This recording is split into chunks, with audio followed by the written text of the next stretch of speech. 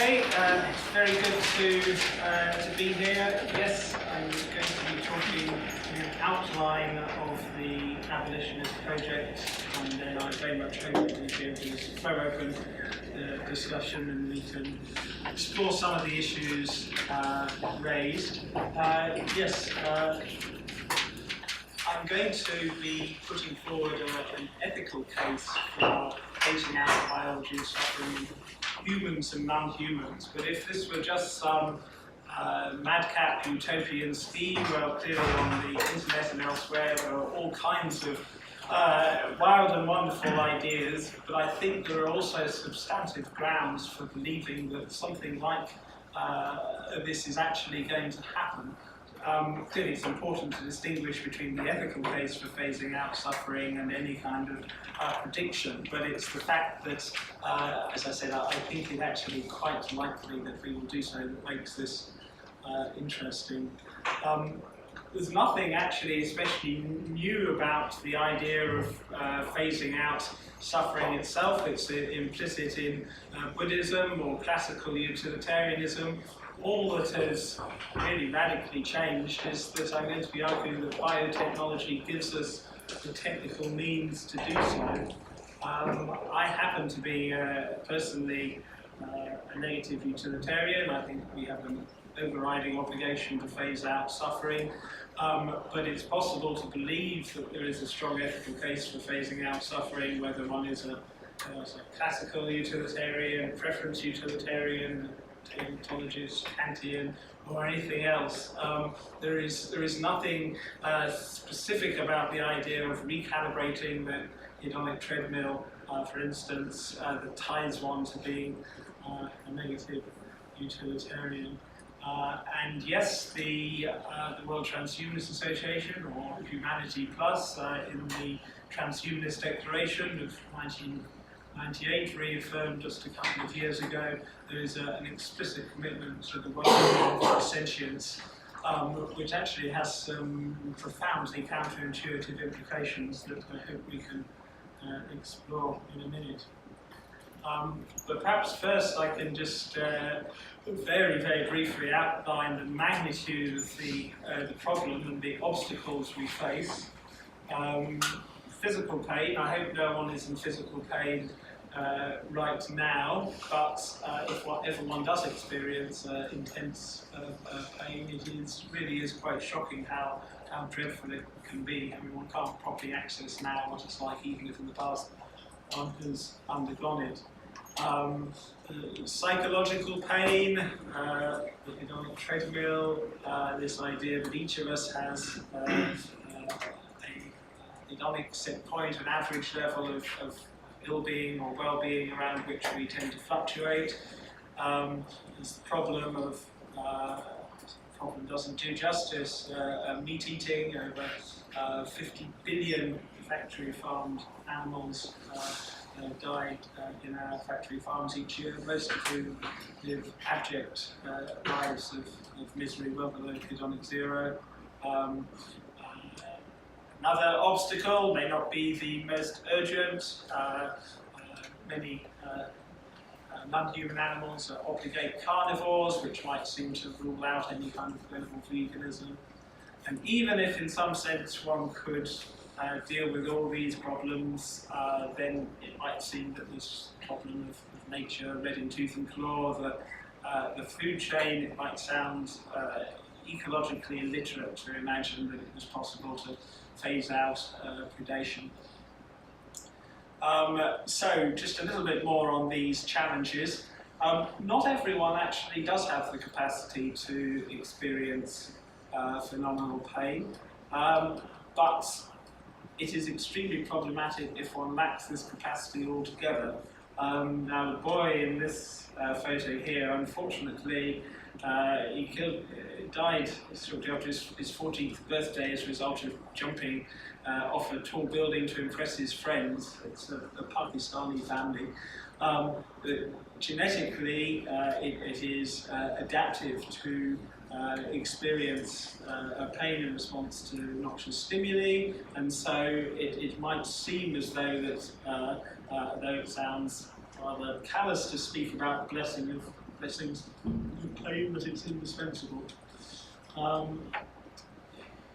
The hedonic treadmill. Now, most of us have many ideas about how we can improve our own lives, perhaps improve human life, and if you look over the past few centuries of increasing material progress, progress against disease, material progress, material affluence, might seem as though life is essentially getting better, and in some respects, yes. But if you actually look at the quality of life in terms of subjective well-being of, let's say, hunter-gatherers, and compare it with people today,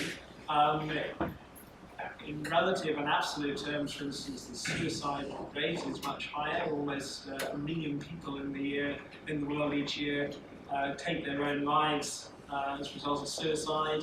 Hundreds of millions of people suffer from low mood, depression, anxiety disorders. And the reason essentially seems to be the hedonic treadmill, this viciously effective set of negative feedback mechanisms in the central nervous system that stops us being too happy, or for the most part too sad, for too long.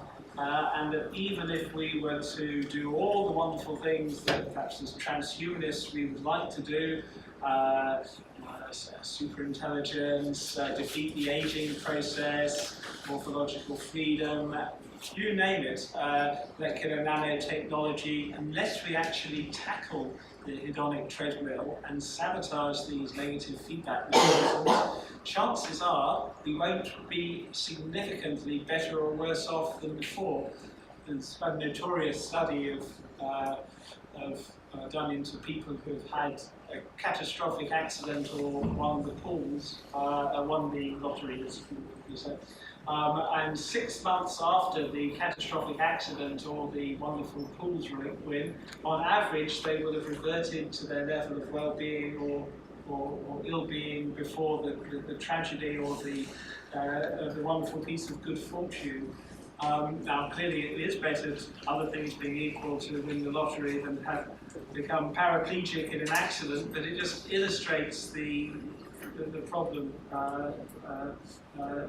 that any form of social reform or technological improvement or material affluence brings.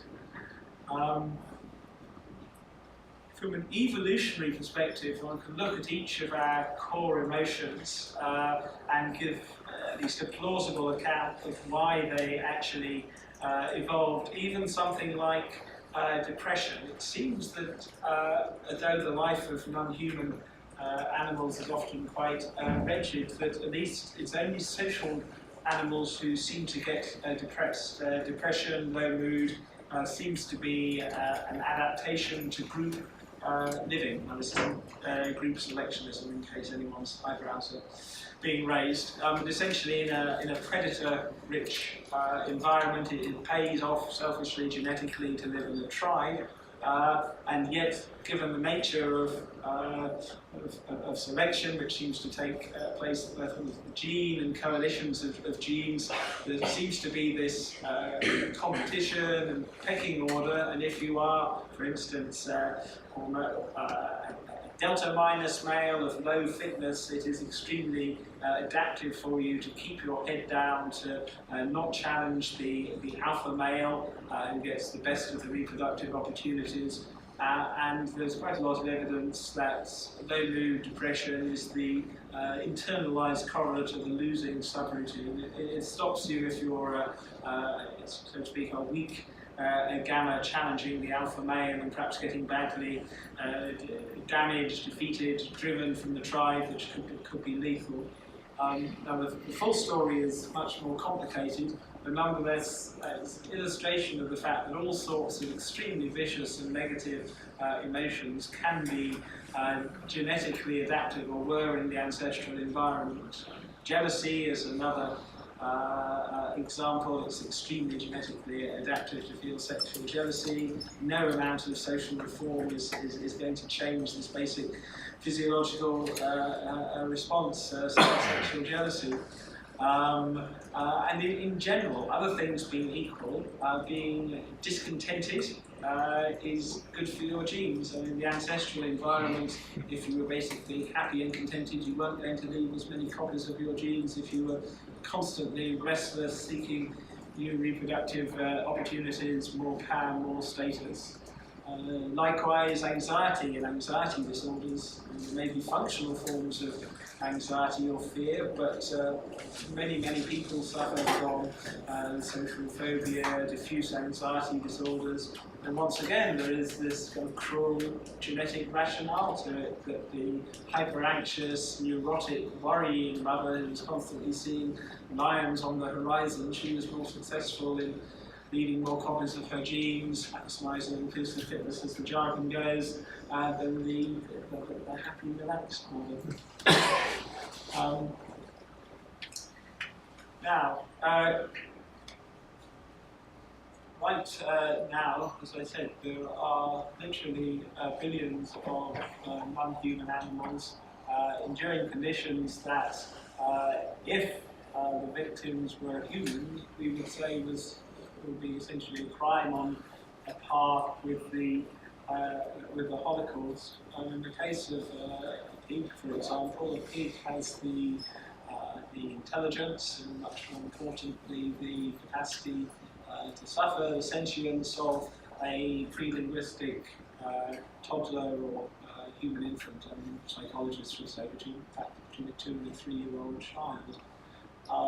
Now, at a very deep intuitive level, one feels there must be some radical distinction between a pig, let's say, and a tiny one. One might, for instance, say that potentially the toddler is going to become an adult human, and yet at the same time, a toddler with a progressive disease will never live to see his or her 3rd birthday.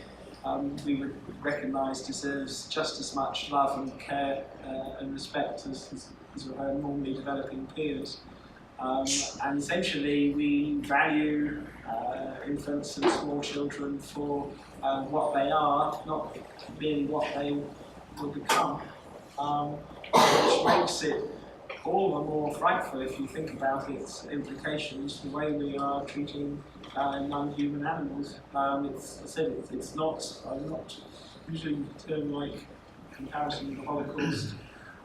Likely, it was a Jewish Nobel laureate who compared the conditions of non-human animals to the eternal Treblinka. But unfortunately, most people in the world today will essentially say, well, we like the taste of meat too much to possibly give up meat and animal products. There's a phenomenon called moral dumbfounding, associated with Jonathan Haidt. This idea that, to give an example, if you incest, for instance, is it morally wrong for a brother and sister, both mature, taking precautions to have sex with each other? At a very gut, visceral level, for evolutionary reasons, one feels it's disgusting, it's wrong, and yet in practice there isn't anything one can put one's finger on that would justify us condemning such behaviour. And even if on some kind of abstract level, I'm suggesting that a pig and a human infant or toddler are equivalent, not just in sentience but in moral status, and equally in need of love and respect. Intuitively one feels this is absurd, but I said if anyone can actually pinpoint any morally relevant difference between a pig and a normal human toddler, I would be very interested to know. But anyway, this illustrates the challenge that we face if we are serious about phasing out suffering. How on earth are we going to shut down factory farms? Once again, not our number one priority, but if we are to phase out suffering altogether, when I say phase out suffering, I should stress perhaps I'm talking about involuntary suffering. I think some people, when one talks about it, imagine that someone is somewhere and force them to be happy against their will. Effectively, this isn't the issue. It's that no one's going to haul you off to the pleasure chambers or anything. But in the case of a cat, they are lovable. We can enjoy Tom and Jerry cartoons, but of course, if one is a mouse, and a mouse is essentially the same as in terms of core emotions as you or us, it is of course absolutely frightful being tormented and then killed by a cat. So this might seem an impossible obstacle to the abolitionist project. And yes, it's worth reading this quote from Richard Dawkins, and I agree with it, apart from the it must be so. But yes, right now all manner of frightful things are happening in the living world. If one watches a wildlife documentary, probably doesn't seem too bad, but asphyxiation, let's say, if you're a gazelle or a zebra, just as anyone who has ever experienced being waterboarded or thought it sounded a bit trivial, will after the experience can see that it is frightful beyond measure. Likewise, being asphyxiated is terrible, as indeed as being eaten down or eaten alive, or all the terrible things that happen to non-human animals. And so that is the, if you like, what might seem to be the final and insoluble obstacle. Anyway, that's the bad news. But now on to the better news. If, and we can perhaps discuss this later, but if you think that once the technology to phase out the biology of suffering is available, if you think no sentient being should ever be forced to suffer against their will, there are technical solutions.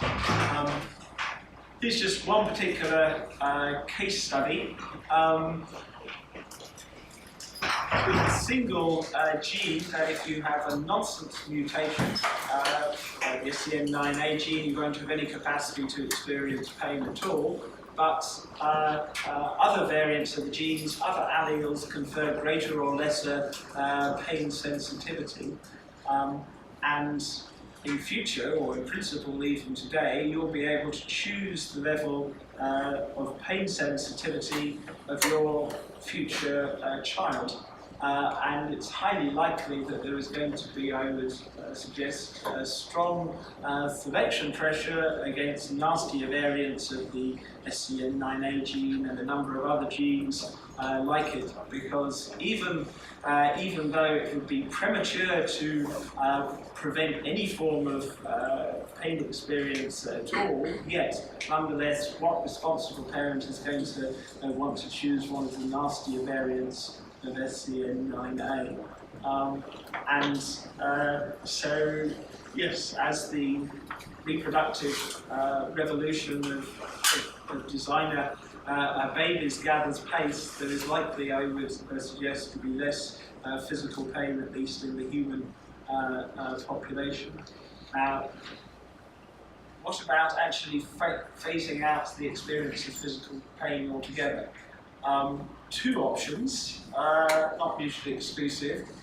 One is to switch over to a system of information-sensitive gradients of bliss. One might imagine that someone who is chronically blissful, even if not always quite as blissful sometimes as others, wouldn't be motivated to avoid pain. But one knows today from the people who are happy as hypothymic people, that extreme physical and emotional well-being, that they can be extremely well motivated to avoid threats to life and limb. From an information theoretic perspective, what seems to be critical is not the absolute level of well-being or ill-being, simply informational sensitivity to differences. So that would be one possibility. Other is essentially to offload anything nasty or mundane onto smart prostheses, such that if you inadvertently put your hand on a hot stove, that your hand is instantly withdrawn, presumably with some kind of capacity for a manual override, so you don't feel you've lost control over your own body. There's a deeper question which just for now, perhaps we won't go into in any depth, and it's not at all clear why we need to undergo any of these unpleasant experiences at all, given to the best of our knowledge, silicon, etc., robots, digital computers do not undergo these nasty phenomenal states, and yet can be programmed to avoid them. And though we certainly don't want to become robots in the sense of losing peak experiences and all the wonderful and good things in life, nonetheless, insofar as it's possible to offload the nasty and the mundane, I think there is a very powerful case for doing so as the technology becomes available. Okay, that was physical pain in humans.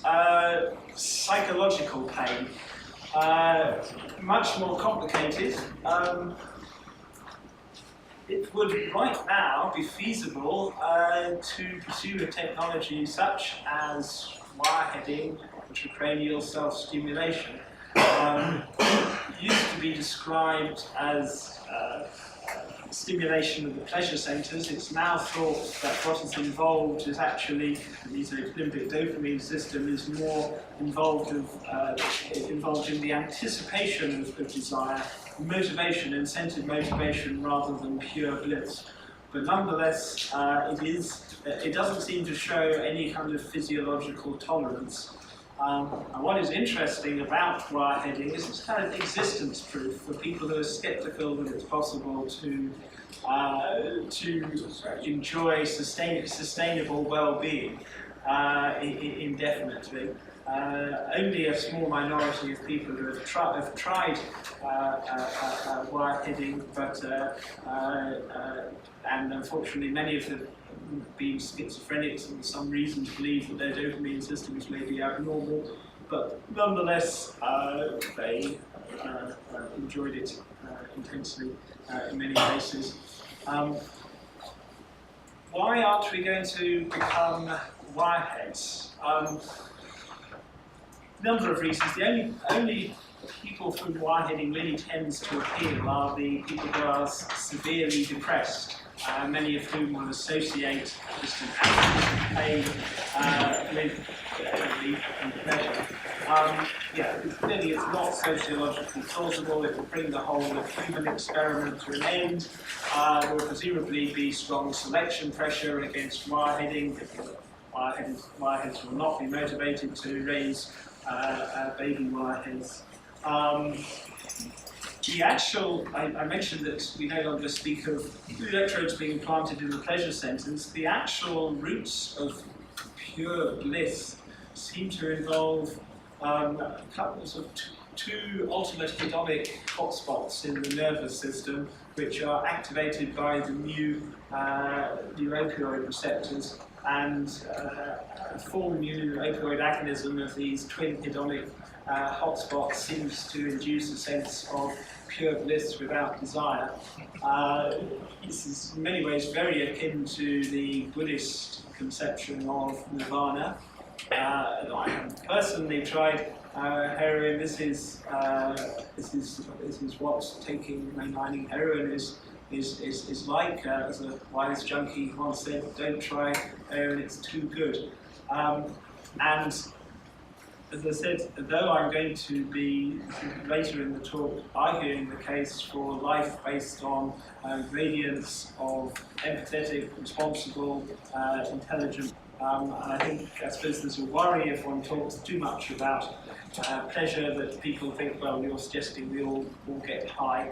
And that's it. You and I have peak experiences, other people get high, and one trivializes other people's pleasures and tends to romanticize one's own. But once again, it is really important for us to actually understand the roots of pure bliss. We don't actually yet understand them, but within the next few years it should be possible to capture the precise gene expression profile and precise molecular signature of the essence of pure bliss, if you like, and then one will have the option of amplifying it indefinitely with extra genes or different regulators.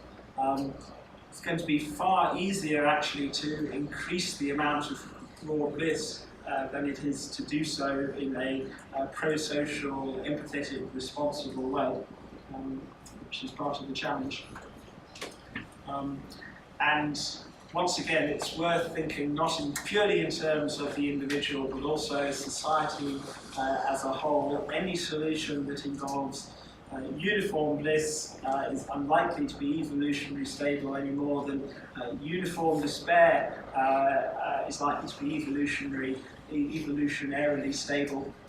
To be motivated, one needs to have some kind of gradation of well-being or ill-being. Okay, if we're not going to, for most people at least, phase out suffering via wireheading, what are the other options? Perhaps I should say, in spite of my dismissal of wireheading just then, that any victim of intractable depression today, I think, should have the option. But let's assume that it's not going to be general. Yeah, if one uses the term drugs, rather negative connotations.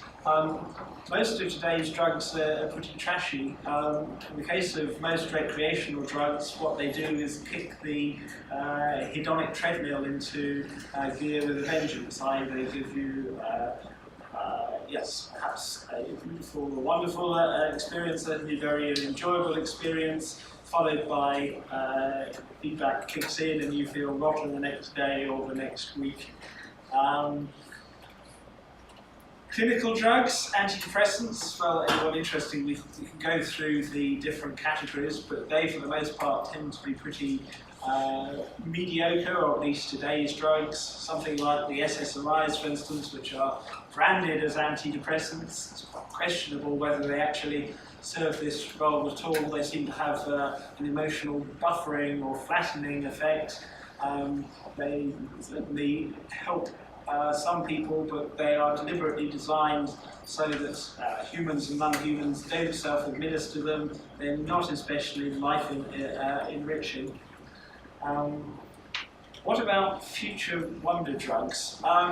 Yes, I think it's highly likely in future that it will be possible to design drugs that induce empathy, pro-social feelings, as well as euphoria. One can aim to avoid the kind of uncontrolled dose escalation that you get, let's say, on psychostimulants. I mean, compare the way something like caffeine or nicotine, the way the brain carefully modulates the amount it wants. There's no uncontrolled dose escalation. And so in future, it should be possible to fine-tune your levels of motivation, how empathetic you feel, and yes, your well-being in this way. But, and this is the question, why do we want to use drugs at all? Essentially, the reason seems to be that a lot of us are not especially happy most of the time with our default state of consciousness.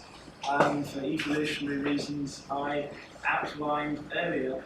And so wouldn't it be better if our default state was such that we weren't constantly trying to modify it? And likewise, do we really want to be thinking about drugs all the time? Wouldn't it be better if one just naturally felt good to be alive? And so, rather than focusing on psychopharmacology, what I'd like to do now is just outline the implications of the reproductive revolution of designer babies. It's highly likely this is going to be happening regardless of whether you find the idea of phasing out suffering plausible, but yes, within the next decade or so, each of us will have access to our own genetic code, and that of perhaps probably our partners too. And before having children, the option will be available of deciding what kind of child one wants to have. Now perhaps, yes, religious traditionalists, conservatives will continue to play genetic roulette and see what happens. But increasingly, more and more responsible parents are going to want to make sure that their child does not have, let's say, a predisposition to various nasty forms of physical disorder, want to phase out the cystic fibrosis allele, but also, as well, it will be possible to choose the hedonic set point of your future child.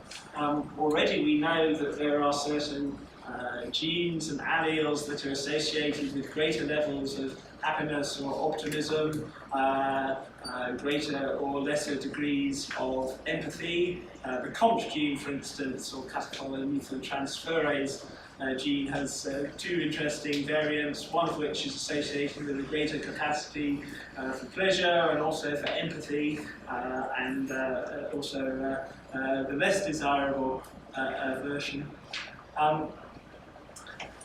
And one reason for thinking that there's not really a strong ethical case for choosing essentially happier children with a predisposition to be naturally happier is just, one can, this is obviously clearly quite informal, is just ask yourself, if you were choosing the typical hedonic set point of your future child, what kind of dial setting would you choose if one were to, let's say, go from -10 to +10, with zero being essentially on average effectively neutral?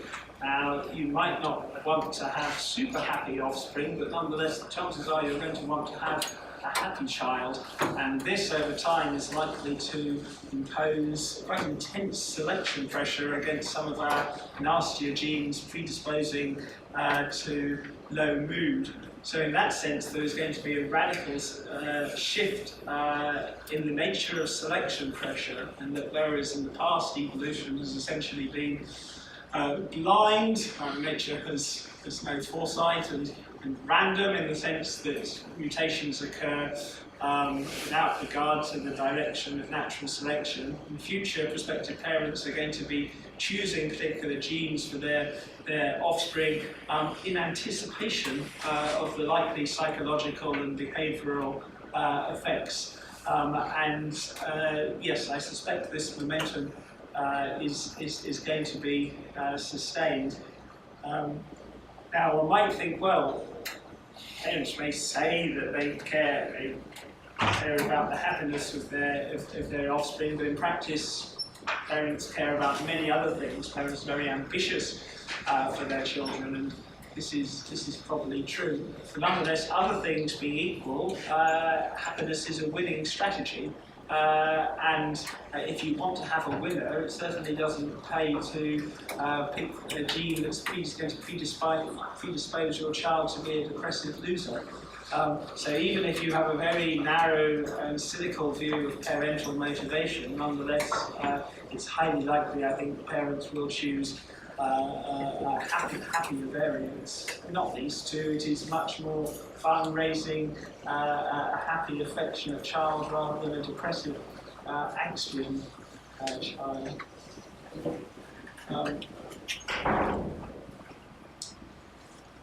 Clearly, as I said, it's very, very difficult to predict the long-term future, the nature of selection pressure, so that isn't a rigorous argument. But nonetheless, if one extrapolates, it seems likely that humans are going to phase out the nastier human genes. What about factory farming and meat eating?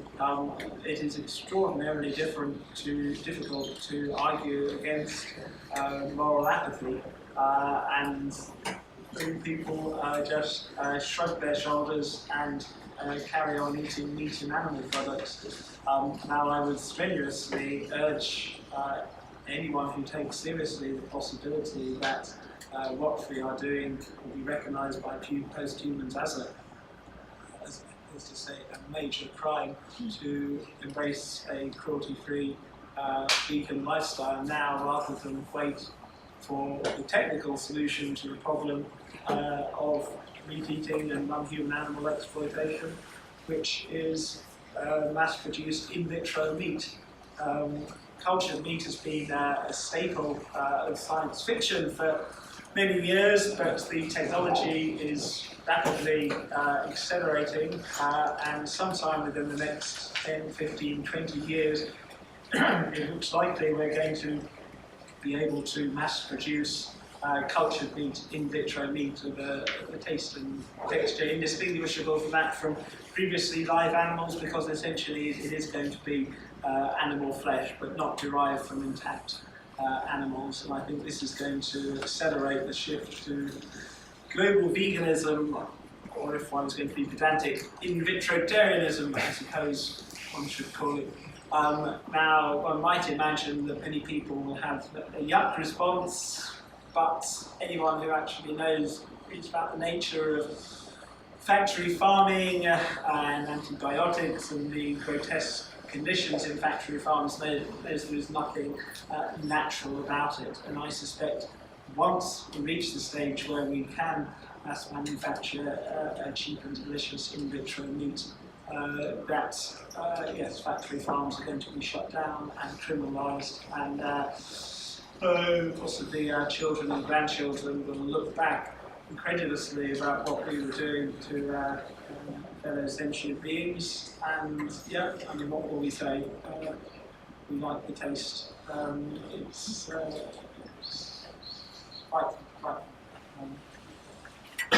it's probably the largest source of severe and avoidable suffering in the world today, factory farming. Once again, this is more of a case study. It's not going to be at the forefront of the abolitionist project, but insofar as we do decide that it will be possible, say, technical solutions, you can't reason ethically with a cat, but nonetheless you can eventually tweak its genome, and in the meantime use various forms of behavioural modification and tricks like this. And certainly in our culture we are not particularly encouraged to empathise with other sentient beings, but yes, if one is a mouse, it is absolutely frightful being tormented and killed by a cat. Final strand of the abolitionist project, just going to illustrate the difference in our approach to serial killers.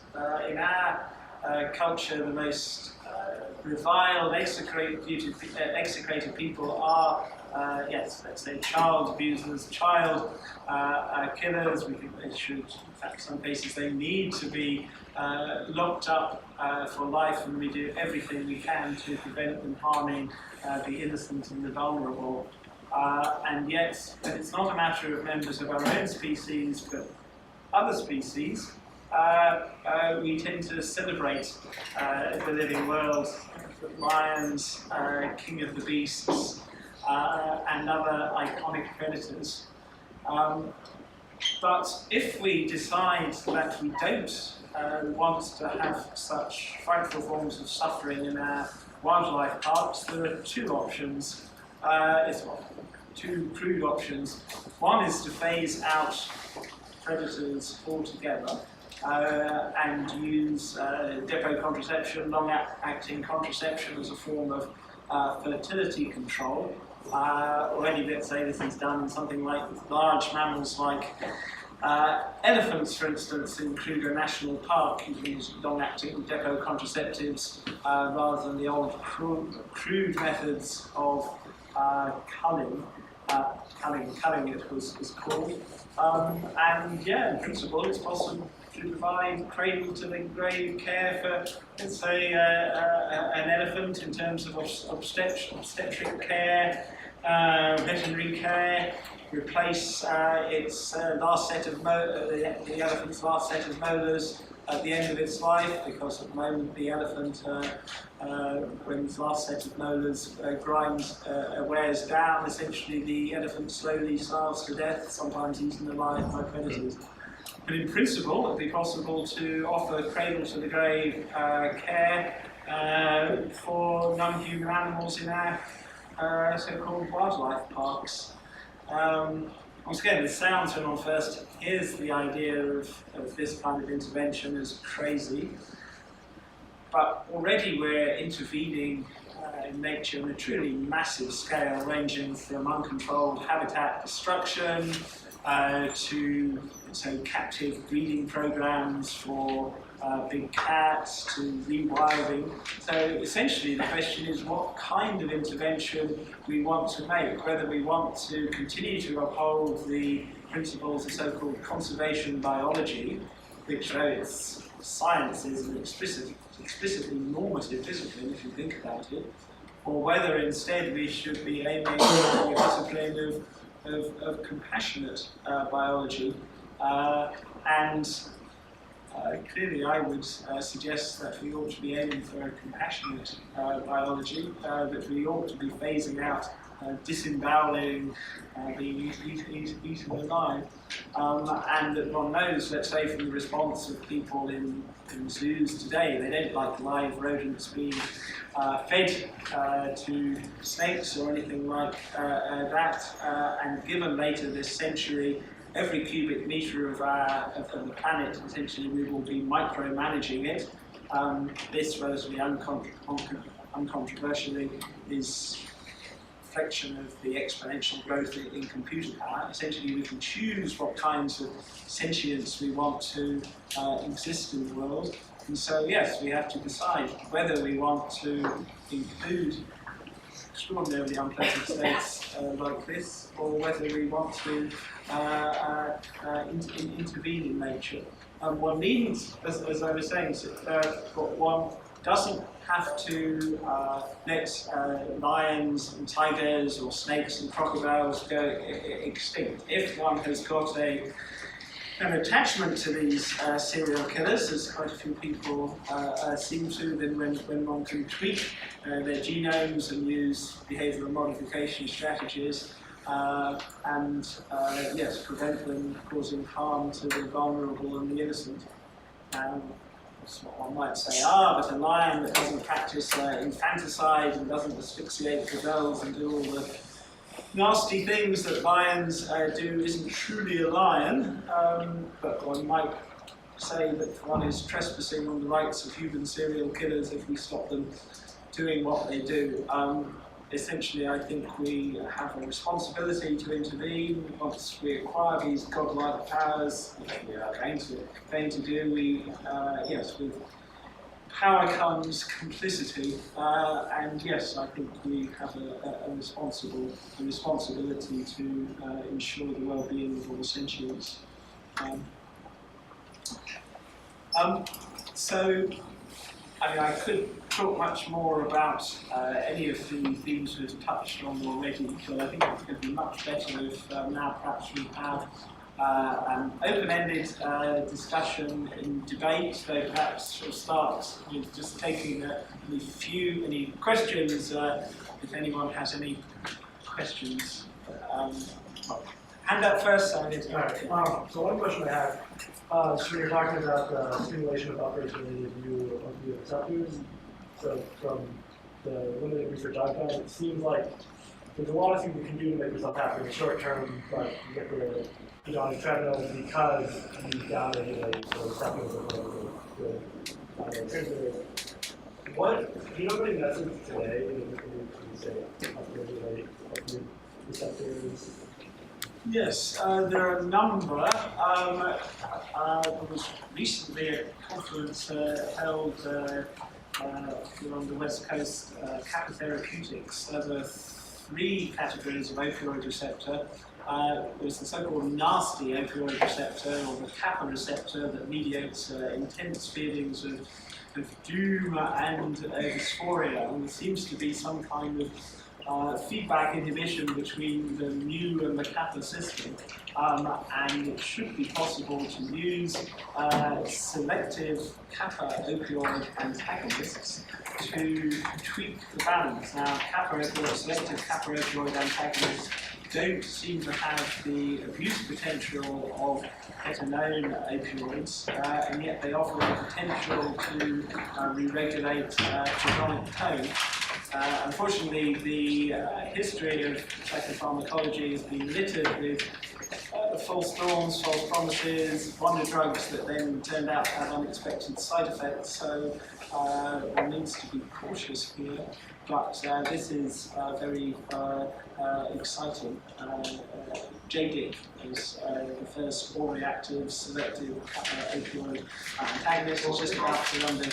It's just starting to undergo clinical trials. It's still an investigational drug, but yes, awaiting these results with keen interest.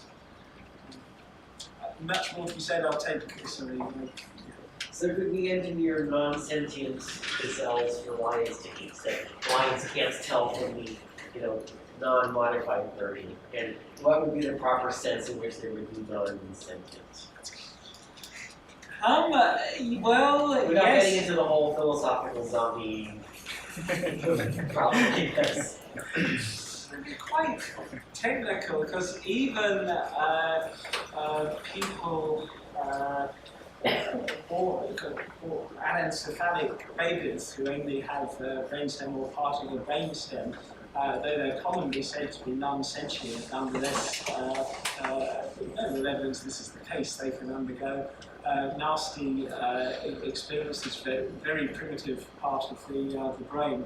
So though yes, I can't in principle see any deep ethical objection to this kind of scenario, big technical challenges.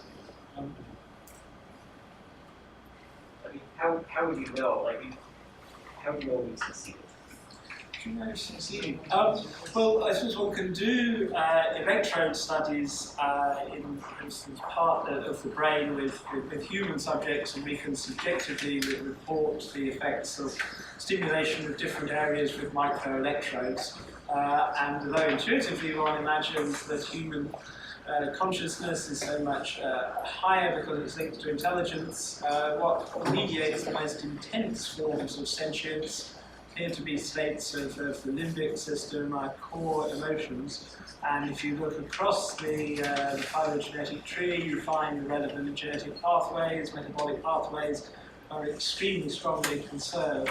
And given a number of quite weak assumptions on the principle of the uniformity of nature, if a non-human animal you eliminate the behavioural signs of distress, and you've eliminated a particular pathway that involves fear or pain, then I think there are strong grounds for believing that one has eliminated the unpleasant experience too.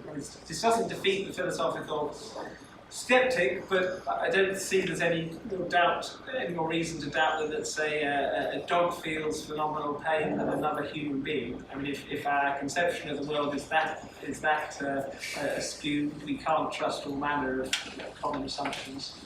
Much more needs to be said. I'm just going backwards unsystematically, about systematically.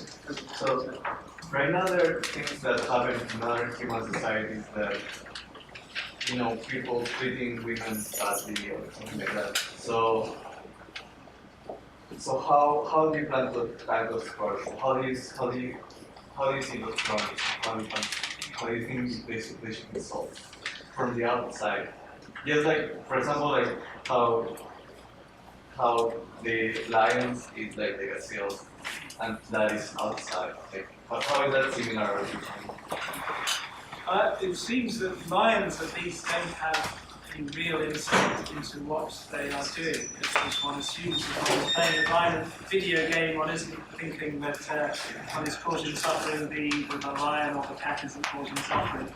In the case of humans, I think one needs to pursue a twin-track approach, clearly greater because of the social dimension, educating people about women's rights, and which of course extremely strongly advocate, but it will also be possible to use biological interventions to eradicate many of the predispositions to violent or sexist behavior that, for instance, many men experience sexual jealousy.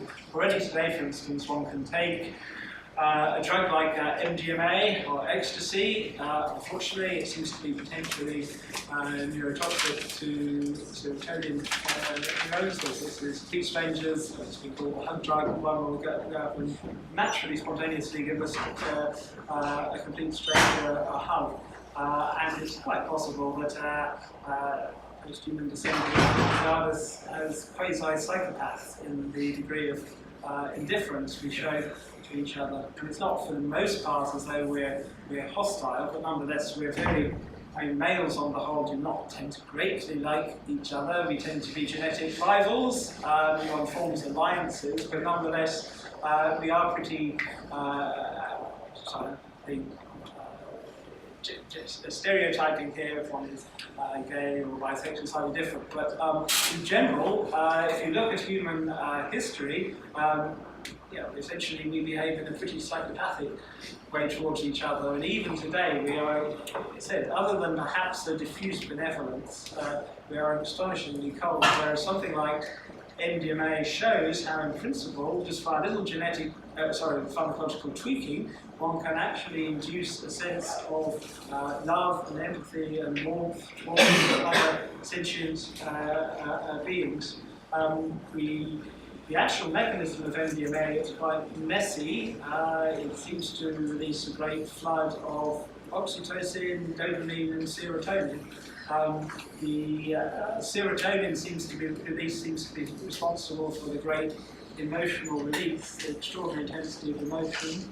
Dopamine release seems to be involved degree of euphoria, despite what I was saying earlier about the role of dopamine in incentive motivation, certainly part of euphoria. The oxytocin release is involved in the sense of trust and openness and pro-social behaviour. And in principle, it would be possible for us all to enrich and amplify our oxytocin systems so that we would behave in a more trusting way towards each other. So that sounds a bit lovey-dovey and hippie-ish, where actually one can make quite a hard-hitting economic case that if you look at comparative levels of economic growth in society, they appear to be correlated quite strongly with the level of trust in society. If you don't think someone you have a commercial deal with is going to rip you off. And so, in principle, one could be amplifying oxytocin function and also boosting economic growth, or at least that's one possible scenario with numerous caveats. Is oxytocin a wonder drug? No, possibly not, because, this is quite subtle, it seems to simply in virtue of promoting this kind of in-group bonding, it doesn't promote the kind of analytical, detached, rule-following behaviour that is sometimes appropriate in social contexts, so it can promote nepotism and favouritism. But yeah, other things being equal, it's a long roundabout response to your question. Yeah, it is possible to combine the social interventions and education together with the biological strategy if, and of course it's a big if, that we actually want to change our behaviour in that way. Okay, but yeah, if we can, much more to be said. We were talking about pigs and material babies and how their kind of level of sentience is somewhat equal. It seemed like you were using an argument that was kind of based on human-centric bias, kind of that some people are thinking, well, babies are more important than pigs, but when you really look at it, it's kind of equal in terms of sentience, and you should treat them equal. When you apply that same line of thinking to, say, happiness or pain and suffering in general, it kind of reveals that this whole train of thought about happiness and suffering is a human-centric bias. Like, in the first place, we're starting with the bias that suffering is bad and happiness is good. That's an entirely human-centric bias. Like, if we were anything else, like we have hormones that flow through our body that make us either happy or sad, right? So the same flowing of something in the wild, like just a river downstream or something, like that can have a whole other level of happiness. I mean, I don't know how to express it, but it just seems like the whole argument of arguing for total happiness is the same sort of human bias that you were arguing against. Couple of points here. I mean, first, let's say something like panic, for instance, or agony. And all the indications are that, let's say, a fish, for instance, that is terrified of a predator, the same hormones, the same neurotransmitters are involved as so-called higher vertebrates. And it's this convergence of multiple strands of evidence that suggests that the experience of the core emotions, at least, is type identical. But your other point, why was I using the example of a human baby? Partly because I wasn't wanting, at least here, to get involved into a kind of meta-ethical discussion about the nature of value judgments or anything like this. I was trying to start from something that essentially we all agree on, which is that infants, human infants and toddlers, deserve to be cared and looked after, and we have a responsibility as a society to do so. And as anyone who abuses human infants and toddlers deserves to be penalised. And from that consensus assumption showing that by parity of reasoning one ought to extend it to non-humans such as pigs. So yes, it is anthropocentric, but I was just doing so to save a discussion of the nature of meta-ethics or anything like that. I was saying we were arguing against the people who were human-centric. Oh, right, yes, yeah, sorry. Okay. Alright, I was going to ask something about the metaphysical kind of thing, but now I'm not back up with the question. I guess I'll kind of piggyback off that, saying we're going to accept that pain is bad. I'm not sure that's something I necessarily say is absolute. I feel like progress and certain things like that could also have some sort of absolute value. But say with the meat thing, where they now believe they have the ability in the future pretty close to grow meat. I would likely believe that that's going to kind of drive pigs extinct altogether in that we're not going to need them anymore. So is it better to live a life of pain or to never have that life at all in the first place, because the pigs would never have existed if we didn't have meat to eat them? A contested philosophical question, but I would say that a life that is spent almost entirely below hedonic zero is not worth living. Once again, by parity of reasoning, someone who's the so-called logic of the Lada, who says that, well, these animals, they wouldn't exist if it weren't for us. Well, equally, it would license breeding slaves or babies for the pot or anything like that. Once again, there's this question in future with our godlike powers. Does one want to create more pigs? Does one want to create more humans? We are not optimal forms of matter and energy by any means, and that by configuring more of us, there is an opportunity cost, and whether you or I, our matter and energy, will be better configured into a smart angel is debatable, but joking aside, in the case of factory farm animals, their lives are so dreadful that I can't take this argument seriously. A number of US states actually trying to bring in measures to actually criminalise the release of photography of what goes on in factory farms and slaughterhouses. Yes, it is. Yeah, it's hard to overstate how dreadful it is. So, in a case where we can eliminate the factory farms, would we still have any sort of obligation to allow, say, any species that we know that there's no longer needed if we can just give them all that long-lasting contraceptive you talked about, and every species except for people, or maybe a few plants may go extinct? Is that bad for any reason? I think the vast majority of species who've ever lived are extinct, and we have kind of the option of probably recreating many of them, at least until we understand the implications of what we are doing. It would seem to be prudent and cautious to, where possible, prevent species becoming extinct. But whether in the long run, for instance, I think they're deliberately going to want to breed predators, or for that matter humans, I would regard as extremely debatable.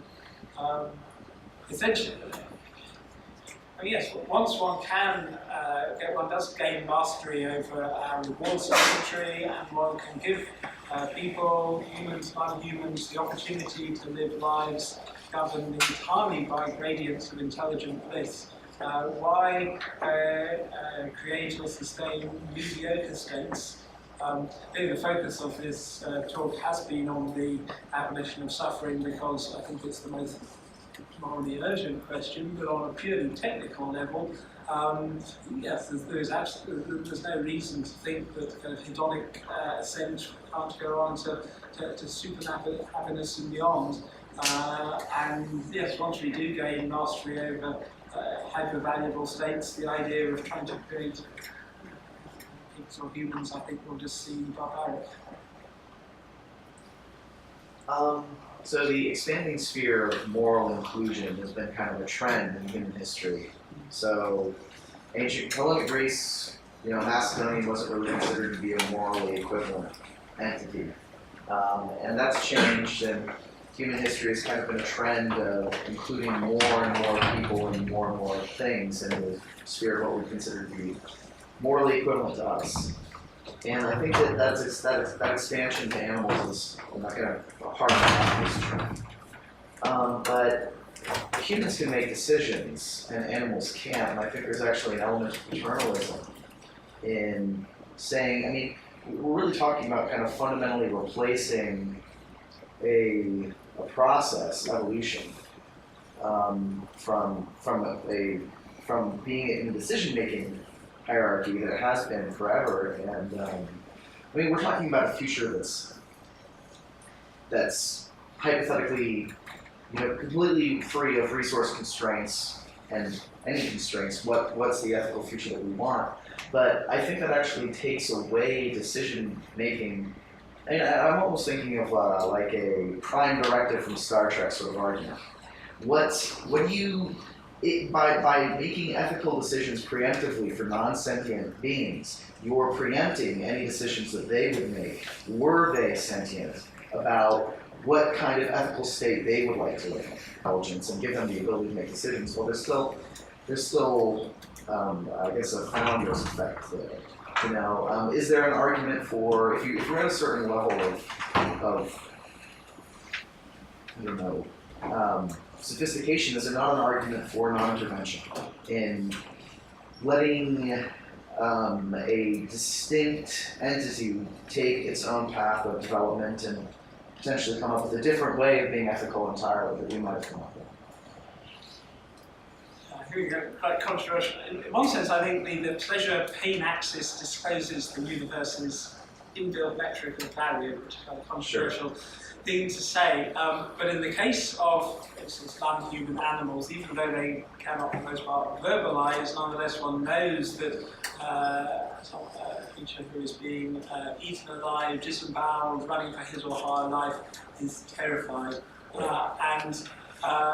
just as in the case of a human baby, let's say, if one watched a human baby, a toddler drowning and said, well, that's nature, perhaps it's not of my race, non-intervention, who knows, perhaps members of that race will take their own course. This would seem unspeakably barbaric to us now, but I would say exactly the same argument for non-human animals.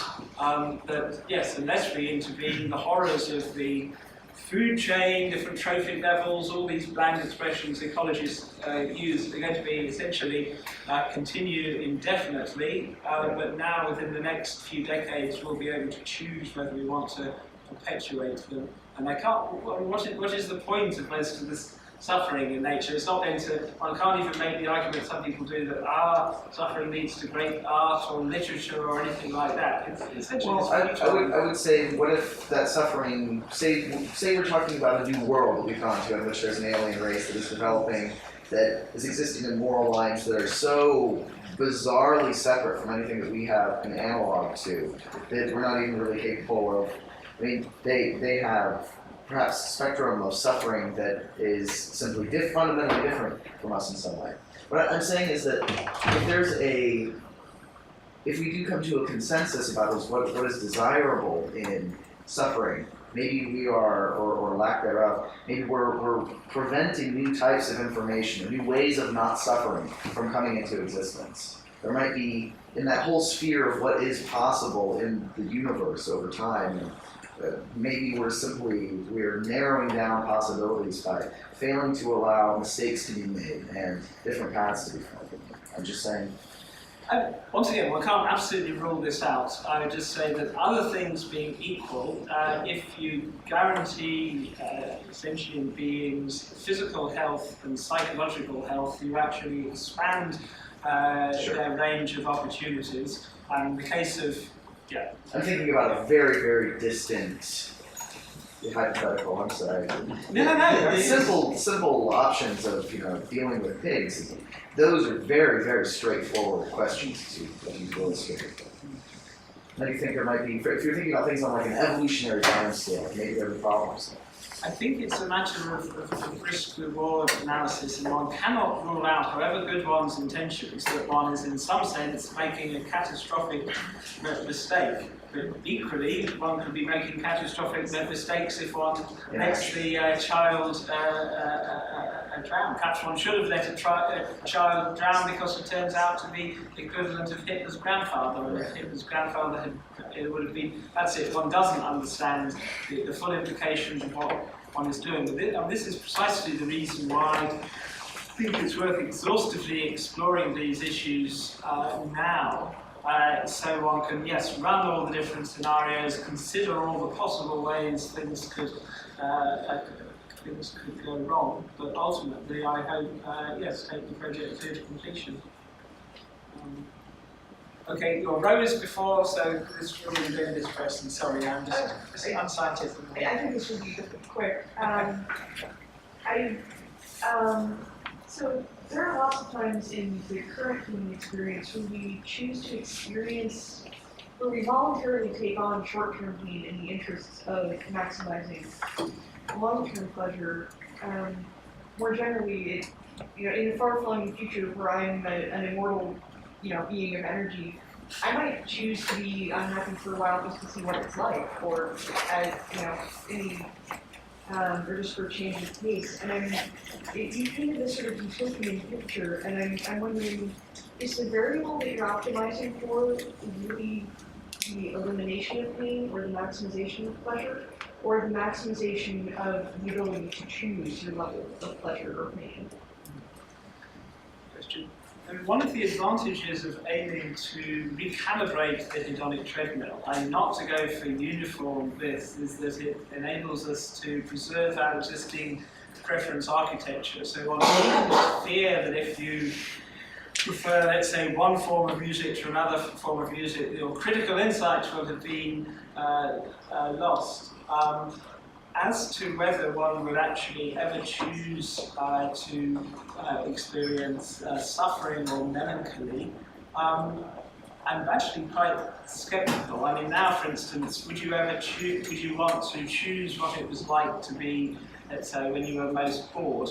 I mean, you could do, but it just seems absurd. And I would suggest that in future, it's likely that even today's peak experiences are likely to be akin to being extremely bored, and that the motivation will simply not be there.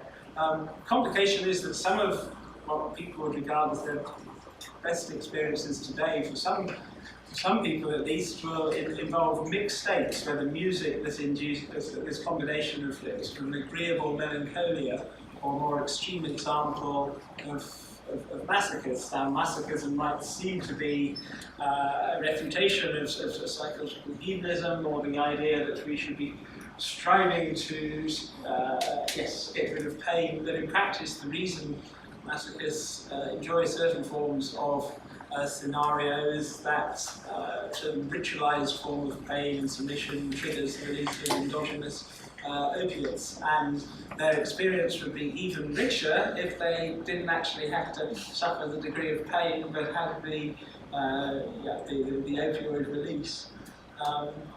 So other things being equal, will post-humans choose the mediocre as well as the sublime? I suspect they will explore different varieties of the sublime, but I don't know. So I was thinking about your point about predation, and predation biologically, to me at least, seems like a method, or not even a method, just an equilibrium to establish. And if you attempt to alter that equilibrium by trying to eliminate predation, and you have an excess of what's being eaten, are you condemning those organisms to die an equally painful death of starvation? And that doesn't necessarily, like you gave the example of the contraceptives. Let's say you tried something even hypothetically effective like that in the ocean. Then you have algal blooms that change the pH of the water and the fish still die. So, like using ecology as a chaotic system that we can't possibly ever hope to control. Isn't it meaningless to try and eliminate suffering in that respect? And even if contraception does work, then by suppressing genes, aren't we just committing biological genocide? Biological genocide. I mean, there are certain forms of biological genocide that we are all in favour of. If we could wipe out the Anopheles mosquito, we would do so, and decided to wipe out smallpox. In the cases of the furthest reaches of the 583 and the case of unpleasant experience in some ocean mollusks, clearly this would be a task for post-human civilization nanotechnology.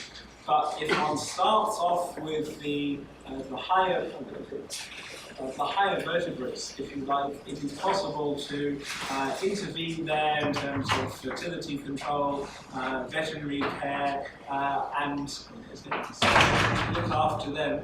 But although, yes, nature is complex, the actual principles of so-called food chain, ecology are actually extremely well understood. It's not like M theory or something like that. There are only a given number of trophic levels. You only get perhaps 5, 6 or 7 at most. You don't get 10 or 11 as with the apex predator. And I can't see any technical reason why we shouldn't. As I said, it depends what one is actually trying to conserve. In practice, although it may or may not be sad if an obscure species of beetle dies when we cut down a tropical tree, as it normally happens, what most people are concerned about is preserving these so-called charismatic megafauna. They like the idea that lions are there, and in the case of the large vertebrates, it should be possible to control and regulate fertility in a tightly constrained way in our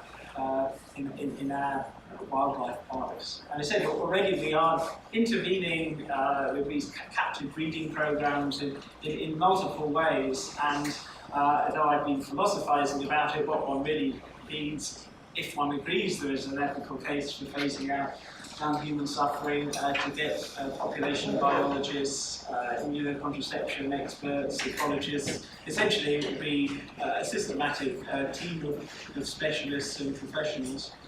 But if it can only work at the macro scale and we're inducing suffering below it because we can only control a certain portion, then wouldn't it be only effective when we control the entire thing? It's, well, trying to think of the most persuasive argument here. I mean, one already knows what happens, let's say, when an apex predator disappears, and then there tends to be a population explosion. Let's say if lions get wiped out of gazelles and zebra, and so one can, it's quite straightforward with cheap long-acting contraceptives to regulate their population. Once again, are there possible side effects, unanticipated consequences of doing this? Yes. What happens to population dynamics if you start changing the actual composition of the age hierarchy, males, females, multitude of complications. But essentially, by outlining just the kind of the broad outlines of the kind of the blueprints, I really want to persuade you that it's technically possible to do this with advanced technology, not provide the technical details. And this is one thing about this extraordinary computational power. I'm not a starry-eyed singularitarian, but if we decide if there is suffering in the living world next century, I don't think it's going to be because we find it too difficult to eradicate it. I think it's because we've chosen to accept the status quo. Okay, we're going to the end and then we're coming back. This is fair. Do we know for sure that pleasure and pain aren't relative concepts, and that if we eliminated the pain sense, then just lower forms of pleasure become the equivalent of what pain is right now? Intuitively, one might imagine so, but one just needs to consider, let's say, cases of people today who endure chronic, as others perhaps, that these days that are less dreadful and really pleasurable. On the contrary, some people sadly lead lives of chronic distress, and in severe cases can't even imagine what it's like to be happy. If, and as I said, I'm sceptical, if this kind of contrast were necessary, one could in theory implant false memories, so you could be perpetually thinking, good heavens, thank heavens, that's over, and you can contrast it with the horrors that come before. But in practice, once one has actually isolated the molecular signature of pure bliss, it can become biologically impossible to undergo aversive experience. And likewise, the argument, well, wouldn't we be bored being happy all the time? Likewise, once you actually identify its molecular substrates, it's just not technically possible to be. More needs to be said, but yeah, I'll take. Yeah, so you talked about, I guess, a society composed of individuals that are genetically predisposed to empathy and trust as being like an ideal, and like one of the ways getting there being through designer babies. It kind of seems to me that, yeah, that could be like, that is an equilibrium that could be reached possibly, but along the way, there will be parents that choose not to. Like, say I as a parent choose that I don't want to heighten the empathy or the trust of my child because he will be able to take advantage of these genetically predisposed people. And so wouldn't that kind of predispose society towards, like, you know, a lot of ills, like authoritarian regimes and, like, you know, just rampant disparity? In the case of, this is perhaps the, the kind of the brave new world worry. If people are extremely happy, won't they be kind of docile tools of the ruling elite who don't go in for this this approach? But other things being equal, raising people's mood tends to make for active citizens. It tends to be depressives who are most easily cowed, subdued, submissive, though mood is associated with subordinate behaviour. So other things being equal, if you're actually raising people's mood, you're actually, I think, likely to get the opposite problem if one is no longer preserving the traditional dominance hierarchies of our society. The point, though, about being vulnerable to exploitation, yes, there's a very good reason why we're not in MDMA-like states of consciousness all the time. It's not because evolution had found it too difficult or harder to induce such states. It's simply that they were genetically maladapted. But there's a sort of reason to hope, and tentatively at least, to expect that this will change in future, given the radically different nature of selection pressure when we can choose allelic combinations in anticipation of their likely effects. But clearly it would be extremely rash if right now, I mean, if you could, you discovered a particular drug or gene therapy that could induce a long-lasting MDMA-like state of consciousness, but without any of the side effects, it would leave you extremely vulnerable to exploitation. So, yes, one can say, although I cautiously, at least, extremely optimistic about the long-term future of life in the universe, if one was to look forward this century, yes, all manner of problems and complications before we get there. Right it back. Okay, so suppose somebody is willing to spend some money however you want them to. How would you prefer they spend it? Well, I mentioned that I think the most severe and readily avoidable source of suffering in the world today is factory farming. In vitro meat is tummy, which is severely underfunded. But if any, it's likely any trust funds, billionaires in the audience, or anyone who at least does command serious money or access to it, giving in vitro meat boost, supporting an organisation like New Harvest, yes, I think this would prevent an enormous amount of suffering, and so that would be extremely cost effective. If you're not a trust fund billionaire or anything, I think there is a lot that can be done. Yes, putting together a website just outlining your commitment to something like an abolitionist ideology as part of the broader form of transhumanism. Within the transhumanist movement itself, I don't know what percentage of people here are transhumanists. Abolitionism, phasing out biology of involuntary suffering, is only one strand of transhumanism. It's certainly not the most dominant one, but I think it's important to continue to stress, I think, Clause 7 of the Transhumanist Declaration, not as an alternative vision of our post-human future, but as just the kind of bedrock of any future civilization. Because whatever your conception of the good life and our post-human future, it is wholly consistent, at least I assume it's wholly consistent, with the kind of the radical recalibration of the economic treadmill I've outlined here. So I'm wondering, is there a way of scientifically quantifying and proving the degree of suffering that a gazelle would experience under duress? And in particular, I'm wondering if there's some sort of necessary amount of consciousness or threshold of consciousness of sort of makes for real suffering as you and I know it.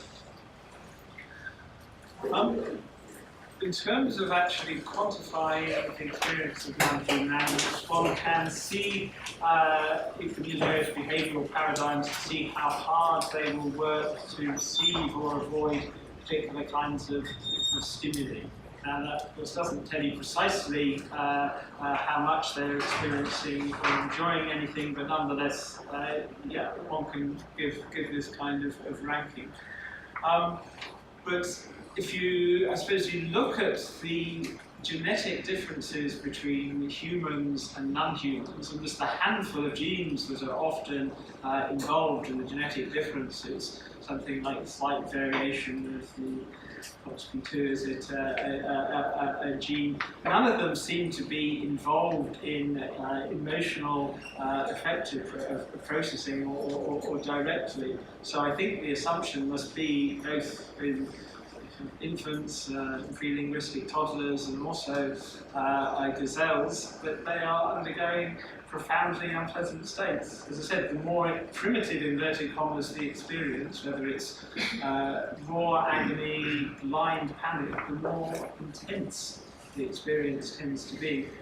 Now, I'm not suggesting that various forms of invertebrates suffer more than vertebrates. I think it's necessary to suffer severely to have either a central nervous system or quite sophisticated, well-developed ganglia, but I don't see it as a question of somehow intelligence. There was a quite popular theory, very popular in academia, Julian James, this idea that consciousness only arose 2,500 to 3,000 years ago, but I think one shouldn't associate, shouldn't think when one thinks of consciousness, one realizes that some people are talking about self-consciousness. Consciousness itself, its evolutionary roots seem to be extraordinarily deep, unfortunately. Kind of going back to applying these genetic changes beyond humans. I imagine, as we sort of, like in a hypothetical world where we kept applying these changes, even as we applied them to different species, new problems would appear, and also we have a lot more direct control of various other species, and we could subject them to various human errors that we make, and part of that sort of drives my question, which is a bit more just kind of generally philosophical, which is, do you think there's a stopping point for kind of for applying these genetic changes? Is there like a point where we need to say, this is a good idea until here?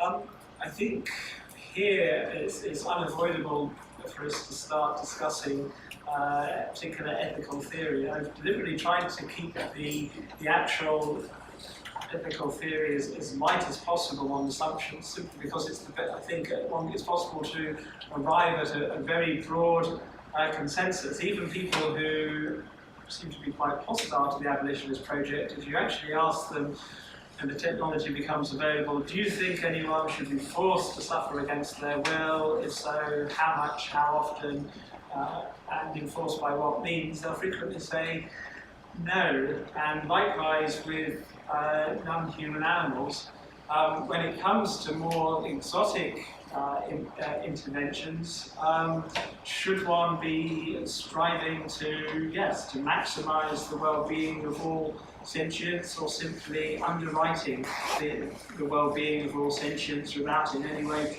striving to maximize it? If one is a classical utilitarian, yes, one should be aiming to maximize.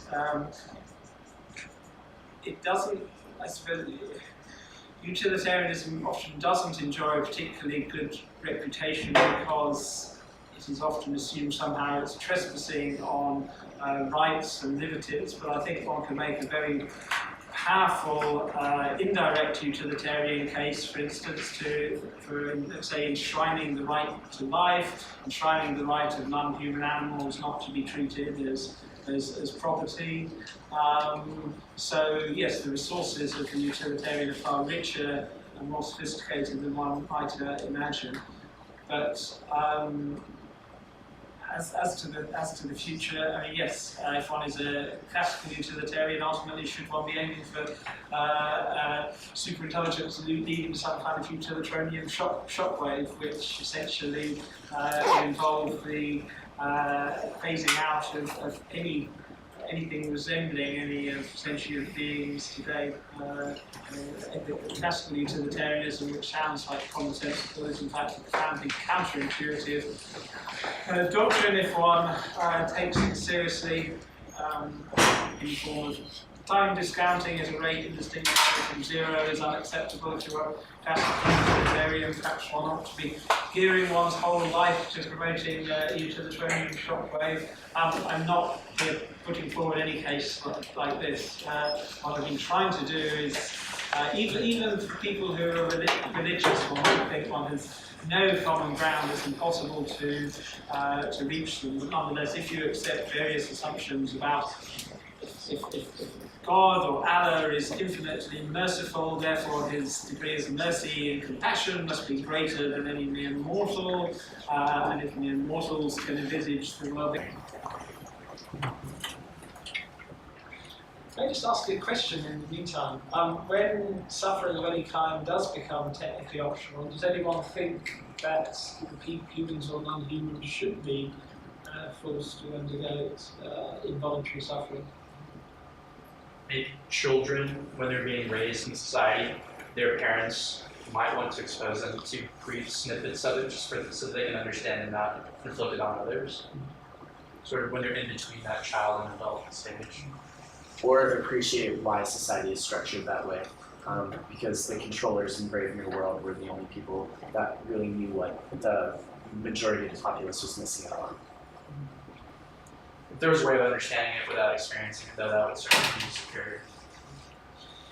Yes, and I think just as thankfully most of us can't really imagine what it's like to be tortured, I think in future perhaps most humans will assume that what their ancestors went through was analogous in some ways to the slight dips in well-being they experienced when various negative things happened in their lives, even though these dips may well be happier than our own peak experiences. But nonetheless, there does seem to be this discontinuity above and below hedonic zero, and I think it's quite likely that the world's last aversive experience below hedonic zero will be a precisely defined event sometime in the next few centuries in that forward lifetime. If the low end of the hedonic treadmill that will be potentially recalibrated in the future is, as you just said, perhaps above what our peak experiences are now, does that mean that, say, if you lose a loved one, during your mourning process, would you be ecstatically happy, or would you exhibit similar behaviors that we do now when we mourn, but inside feel better? I'm wondering how people would react to severe trauma or loss. Yes, that's a very important point.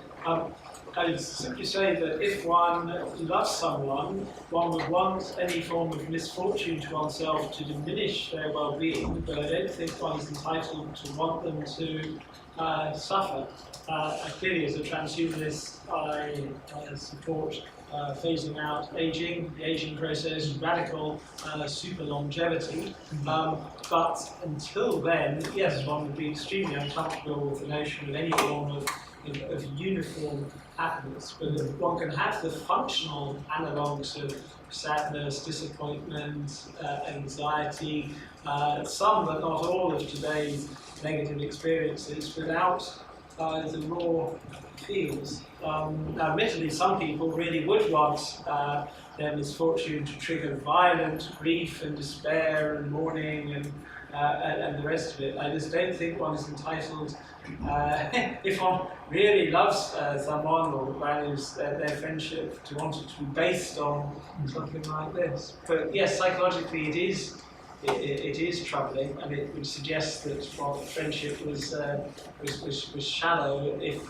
yes, people in a sense went on partying if one experienced misfortune. But I think this is why we need to be approaching this collectively rather than on an individual level. And no one so far has raised the issue of cost and the whether this will be technology for the elite. but which is an issue which is sometimes raised. But I think the nature of any information-based technology is that the price very, very rapidly tends to collapse. And whereas some things in life may always be rationed, like economists' positional goods, there's no reason why the substrates of pleasure and well-being have to be rationed. Right, we've got some. Right. Yeah, so these are some questions we bring up the officers, as well as in the Facebook group. We posted a question asking for suggestions of things to ask you and record, and keep for posterity. So we would like you to give us sort of a justification to why you think people should care about the suffering of others and the suffering of other species. How would you convince somebody who's not really, who hasn't set that as a life goal? With extreme difficulty, unfortunately. Most people fall somewhere on the EQ scale, whereas some people are naturally empathetic, others will tend to have a relatively high AQ or Asperger's score. If one has got a high AQ score, sort of archetypal hypermasculine brain, one can actually, in many cases, do vastly more good because one is a hypersystematizer. But nonetheless, if someone doesn't think people matter very much, they're more interested in ideas, or they don't think non-human animals matter because they're not very intelligent, it's very difficult to persuade them. However, as I would see things, though, if one doesn't actually understand the first-person perspectives of other sentient beings, human and non-human, one is falling victim to ignorance, because what it is like to be you or me now, these first-person facts are as much an objective feature of the natural world as the rest mass of the electron or the second law of thermodynamics. And insofar as we aspire to full spectrum superintelligence, one wants to capture exhaustively the formalism that describes the natural world, but also to have empathetic superintelligence too, and to be able to imagine what it is like from all possible first-person perspectives, all possible points of view, all possible different states of consciousness. And so someone who thinks that the suffering of others, for instance, doesn't matter, I would say that in a fundamental sense that they are ignorant. And insofar as they want to overcome their ignorance, yes, they should try to imaginatively understand what it is like to be, let's say, a pig in a factory farm, for instance.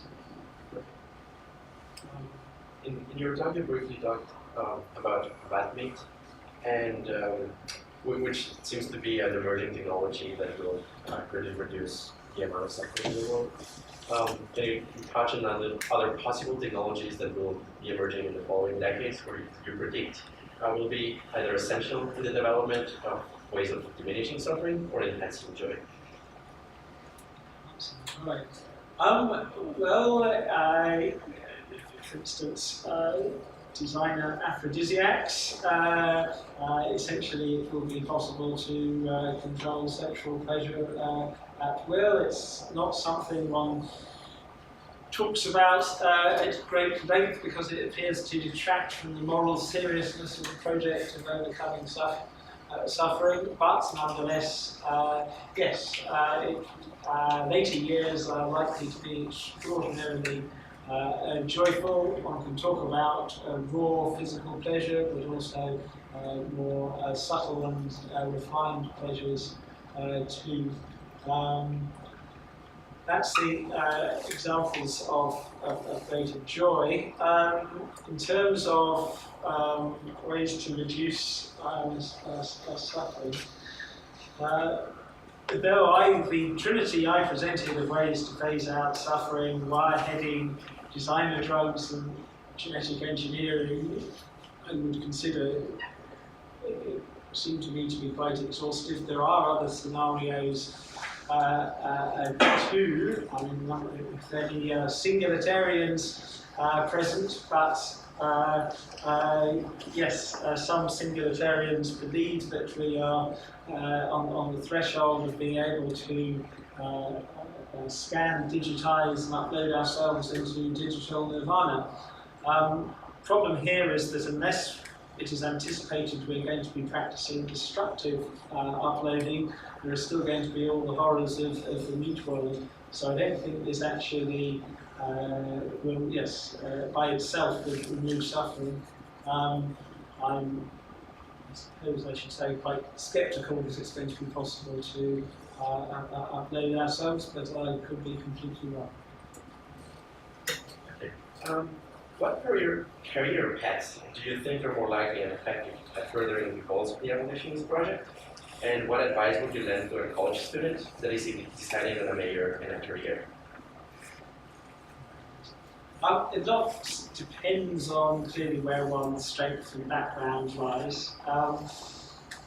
If one doesn't enjoy the sciences, for example, I still think there's a vast amount that can be done, because the major obstacles to the abolitionist project are, as I see them, ethical and ideological, and simply coming out and saying it makes it easier for others. So yes, sure, at first you may be laughed at and ridiculed, but nonetheless I think it's quite likely that eventually yes, the case for invincible bliss was just seem too trite and obvious to be even worth saying. So yes, ethically, ideologically, for instance, just do a website. Mention the case for, very strong case for becoming vegan, stopping eating meat and animal products, not as purely a personal decision, but urging others to do so, because I don't see it as purely as a matter of personal purity any more than racism or sexism or child abuse is a matter of personal decision. I think we all have an obligation to do this. So yes, that is something that I would urge. Getting involved with an organisation like Humanity Plus, that is explicitly committed to an abolitionist agenda. I would not wish to pretend that it is central to the lives of most transhumanists, but it is far better in the sense to be, I think, what else can I suggest? I mean, yes, clearly if you are happen to be extremely moneyed, one can, I think, do a disproportionate amount of good making some form of financial contribution. And I certainly don't go around rattling a tin on any of our websites asking for money, and I think it would actually detract from the message to do so. But clearly, someone who is moneyed, setting up funding research into transhumanist themes, different in vitro meats, yes, there's a lot can be done there. And what about those who are talented in the sciences? Well, I think, given that we don't yet know what the final common pathways of bliss are, because it seems a very feasible research project, then getting involved in, let's say, the work of someone like Kent Berridge and his colleagues. There's an excellent book compilation published a year ago, incredibly expensive, about $50 or something, but nonetheless an overview of the state of play. And although there is far more to the future of paradise engineering and understanding the substrates of pure bliss, nonetheless I think it is going to be the absolute bedrock. But as well as the substrates of pure bliss, there is, for instance, no research being done at the moment into the development of safe and sustainable pathogens, and you could argue that at least as important as the development of euphoriants are technologies that increase our capacity for empathy in a safe and sustainable way.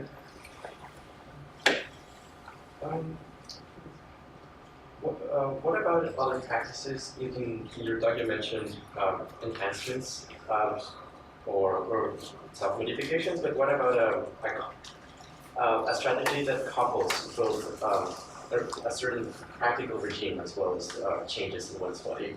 What do you think the future of that is? Or do you think practices will play an important role? I think yes. Essentially, one wants to do multiple track strategy. I'm focused on quite narrowly biological strategies because they are often neglected. But anyone today, for instance, who suffers from depression, anxiety disorders, malaise, they probably don't want to hear about a glorious transhuman future paradise. They want information about what they can do now, and there are all sorts of interventions just involving idealized diet, daily aerobic exercise, sleep discipline, number of supplements. It's worth getting all these things right. It will be asked though, well, isn't it possible to avoid drugs or genetic engineering altogether? And for a few lucky people whose hedonic set point is high and who are fortunate in their personal relationships and their loved ones, then they might not see any crying urgency for biological intervention. And unfortunately, there are people who do absolutely everything right in terms of lifestyle, and they still suffer all manner of malaise. One question that is pretty dear to me is, what do you think the role of understanding of personal identity plays in all this? Because I've seen that many strands of transhumanism emphasize a lot of life extension over increasing the quality of life, for instance. And it seems to me that an important factor that plays into their motivations is that they associate some kind of transcendent identity to themselves. They need some kind of continuity. Do you think it's relevant? And what is your view of personal identity? When it comes to personal identity, I suppose I take a Buddhist or strict culture Parthenian view. I don't think there's any such thing as personal identity. It's an extraordinarily powerful and genetically adaptive illusion. People who are into radical life extension tend, on the whole, to have a very strong sense of self and belief in an enduring metaphysical ego. Yes, as I would see it, the fact that one seems to be the centre of the universe, the egocentric illusion, yes, it is the coming of evolution, which is extremely genetically adaptive for English DNA to generate a virtual world in which you are the centre of the universe, and other people as bit players would walk on parts. But it is ultimately an illusion, just as in natural science, one aims to have a view from nowhere, a God's eye view. I think from an ethical perspective, which actually ties in extremely intimately with this God's eye view, that one wants to take this view from nowhere, accepts that one shares with the psychopath in the strict sense, as the psychopath thinks he is the centre of the universe, that he's aware of the fact that he causes suffering but just doesn't care. In that sense, the rest of us are psychopaths or sociopaths, as they are now called. Essentially, it's hardwired. I mean, although I can say the words that there's nothing special or privileged about me, there aren't any ontologically privileged here and nows, there does seem to be something unique and special about me, but it is an illusion. You know it's an illusion, but in spite of saying the words, I can't fully take it in. So that's a roundabout way of saying that, yes, I think it is relevant personal identity. Having said that, though, I do very much think, though, that we should plough ahead with radical anti-aging research, simply because of the amount of suffering that aging causes, and it's yes, is underfunded. And it would actually save a great deal of money if we could cure the aging process, because taxpayers can remain useful for much younger, so I don't think the economic argument cuts any ice. What has been your research path and activities in, for instance, field pieces, or like a more personal involvement in research? Well, background, my temperament, I'm a philosopher, but it's all very well philosophizing about suffering is a bad thing. If one is to seriously investigate ways in which it can be alleviated and then abolished, one has to take the route of the natural sciences. My own research has been largely theoretical. It's not a binary research lab, and doing that kind of research, I have over the years explored a number of different interesting agents and continue to wish to do so responsibly. But because I think, as I said, the biggest obstacles to phasing out biology of suffering are ethical, ideological, that is my priority, where I've tried to give one or two talks. With science, one talks on the neurobabble and stuff will very rapidly date, but as long as there is still suffering in the world, well, that's, I don't think the urgency of the abolitionist project will diminish. Right. And there's one last question. Do you think there's something as being too radically against suffering? Do you think there's something as being too radically against suffering? Too radically against suffering. I'm just trying to think of an example of. Well, my imagination fails me. I cannot imagine anything more urgent. No, I cannot. I say that one has to tread carefully here, because everyone thinks their own work, and well, everyone, most people think their own focus of research is extremely important. But yeah, I can't see anything more urgent than phasing out suffering. Which doesn't mean to say necessarily one wants to take the direct approach. If one, for instance, one thinks one is heading for a singularity, one can make a plausible case perhaps that all our focus should be on navigating a friendly singularity. If you think, yes, the greatest bane of life is aging, and that causes most suffering, I can see why one thinks one should be focusing on aging.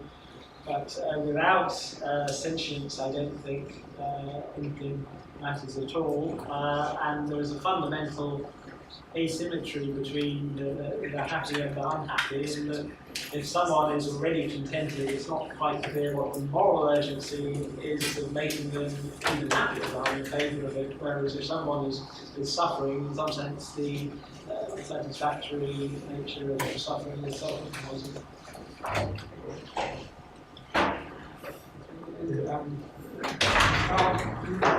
Yeah, so one question I have, so you talked a lot about creative liberation, why that would be better, so it's a steady state of total bliss that would not change because we would be motivated.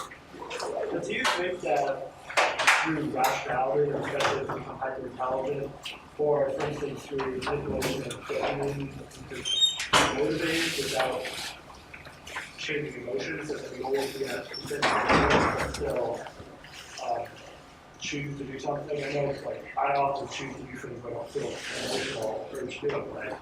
And that's conceptive. Like, what's the reason not to do that?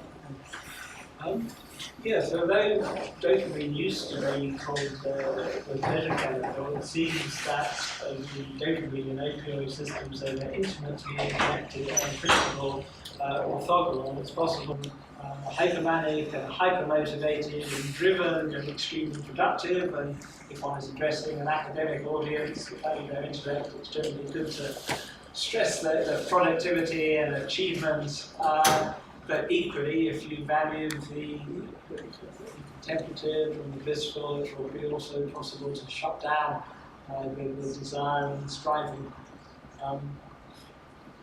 So only a partial answer there, I'm afraid. Once again, I'll go through these factors.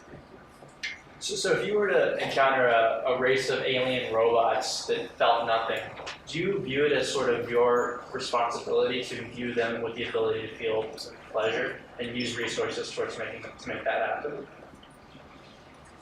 In the case of the robots, no more or no less than a chair or a table or a rock. Well, naturally, I mean, do you view it as your responsibility to configure matter in the universe to create maximum pleasure? It's difficult. This is a difficult question. If one thinks it is possible to naturalize value, then perhaps classical utilitarianism is the most plausible theory, and there's clearly a very intimate link between happiness and well-being in the apprehension of value, and it is purely a factual, or at least factual and theoretical question. What is the way best? How can one maximize the cosmic abundance of subjectively valuable experience? Now, there are philosophical complications here in that does one go for some kind of, if one goes down this route, pleasure plasma, or does one aim for some kind of Jupiter minds, which are far fewer? I presume that there must be some kind of upper bound to the unity of consciousness, beyond which one could perhaps talk of a Jupiter brain. It won't be a Jupiter subjective experience, but it's an open question if one does think one should be aiming to maximize the amount of subjectively valuable experience within a cosmological horizon, whether one goes down this route of the large or the pleasure. And this is a philosophical issue. Well, philosophical for now, given we don't know how to resolve it scientifically.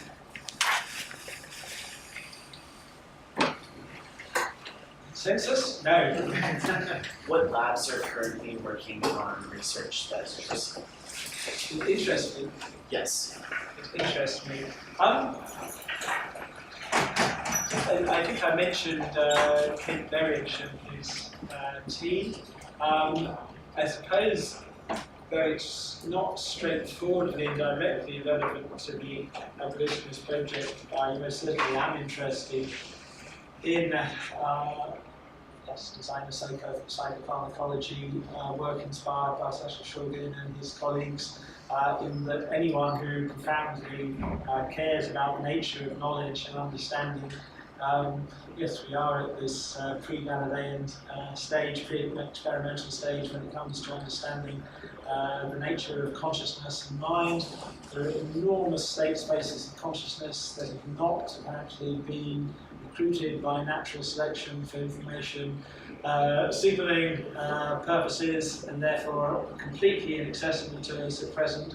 But it's going to be possible to open up these state spaces of consciousness, and who knows what we're going to discover. Not instant off-the-shelf wisdom, and that's the whole point. With vision, if one is congenitally blind, it takes a long while to master visual experience. But yes, I see we've barely scratched the surface of the nature of consciousness. When one says explore these state spaces, though in one sense, a very important sense, they will in many cases be completely alien and incommensurable of anything we understand today. Once we have mastered reward circuitry, it should be possible to ensure that there won't be such things as bad trips or unpleasant experience. So they will have the generic property of being hyper-valuable. But against that backdrop, it should be possible to explore modes of consciousness as different from sight or sound or introspection or volition, I think. You mentioned people who would not be able to feel pain in the future might touch a hot stovetop and be instantly repelled from it. What would happen in the case in a hypothetical scenario in which somebody overdosed on drugs or was having food poisoning? How would they be alerted biologically? It depends, I suppose, on the extent to which we have become, one doesn't like the term cyborgs, but assuming that we are going to be cyborgs in the most innocent sense, and the technology will be seamless, then that yes, brains and bodies, there will be sensors and little micro computers looking after our physical and psychological health, and in the case of inadvertent food poisoning or overdoses, I don't think we'll need to worry about it in the sense that yes, we'll have smart bots inside us to take care of these things. So one topic brought up was design of babies.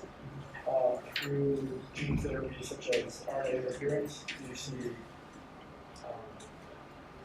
you see the technology becoming much available for fetuses much sooner than adults, or do we have to design adults at around the same time? Yes, good question. Okay, in the case of designer babies, unfortunately the term is very dismissive. It's convenient, but it suggests something frivolous. We're going to start off with pre-implantation genetic diagnosis, which doesn't actually involve genetic engineering at all. It's just choosing what nature has already thrown up. But then, yes, we'll be able to use various therapies and various genetic enhancements, which is probably a false dichotomy in any case.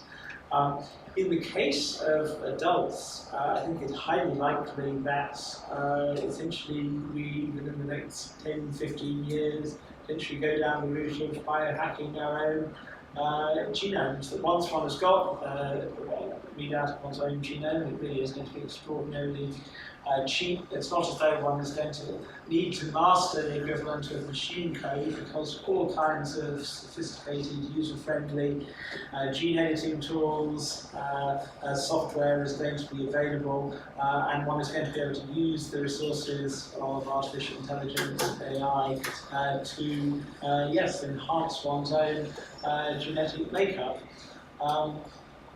I suspect this is going to be, at least in part, a case of the scientific counterculture driving things forward, because it's difficult to see how there could be well-controlled prospective clinical trials for a lot of these interventions, certainly for anything that passes as an enhancement. And is there going to be the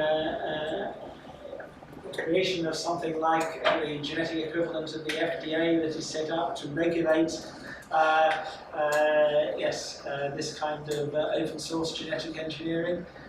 Possibly, but I think this is the point. Just as one doesn't want the state or a corporation controlling one's lives, whether in the case of one's PC, one doesn't use open source software, or if one wants to control one's own state of consciousness, one doesn't want the state telling you what you can and can't do. I think it's going to be very much the same with your own source code. And yes, probably it will start off quite modestly, or let's say choose, probably using non-viral vectors to, let's say, give yourself a different allele of certain in specific regions of the brain to improve your quality of life. But eventually you'll be intervening dozens and then hundreds of genes and alternative splice variants. It's not just crudely switching genes on and off, but actually micromanaging the expression of your own DNA.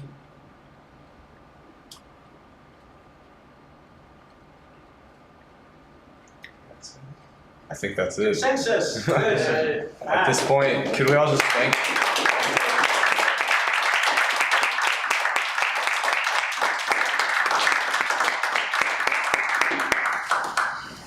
On what timeline?